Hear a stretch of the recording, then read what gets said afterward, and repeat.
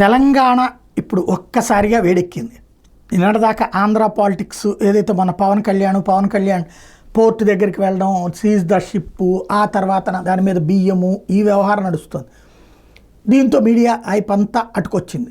అయితే ఇప్పుడు పేపర్లలో ఏ రాష్ట్రానికి ఆ రాష్ట్రం ఉంది, టీవీల్లో వచ్చేటప్పటికి రెండు కలిపి అయ్యేటప్పటికి కవరేజ్ ఏది హైప్ వస్తుంది అన్నటువంటి దాని మీద ఆధారపడింది. ఇప్పుడు జనాలు కూడా పేపర్ చదివేది తక్కువైంది, టీవీలు చూసేది అది కూడా సెల్ ఫోన్లో చూసే రోజులు ఎక్కువైపోయినటువంటి సందర్భం.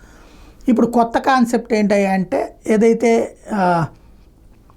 రేవంత్ రెడ్డి సీరియస్ అవ్వడం, కౌశిక్ రెడ్డి అరెస్టు, అటుపక్కన హరీష్ రావును ఇంకో వైపున గచ్చిబౌలికి తీసుకువెళ్ళడం, కాపాడడానికి వచ్చినటువంటి హరీష్ రావుని, ఆ హరీష్ రావు కోసం కవిత వెళ్ళటం, అక్కడ అడ్డుకోవటం, రాష్ట్ర వ్యాప్తంగా తెలంగాణ వ్యాప్తంగా ఎక్కడెక్కడ బీఆర్ఎస్ శ్రేణులు ఆందోళనకి దిగడం, హరీష్ రావు కౌశిక్ రెడ్డిల ఉదంతంలో ఓవరాల్గా తెలంగాణ రాజకీయం ఒక్కసారిగా వేడెక్కింది. రేవంత్కి అనుకూలంగా కాంగ్రెస్ నాయకులు ముందుకు వచ్చి తప్పు చేసేవాడిని ఎక్కడైనా ఊరుకునే ప్రసక్తి లేదు, వదిలిపెట్టే ప్రసక్తి లేదు, అరెస్టులు జరుగుతాయని హెచ్చరికలు, ఇలా నడుస్తుంది ప్రస్తుతం తెలంగాణ వాడిగా వేడిగా.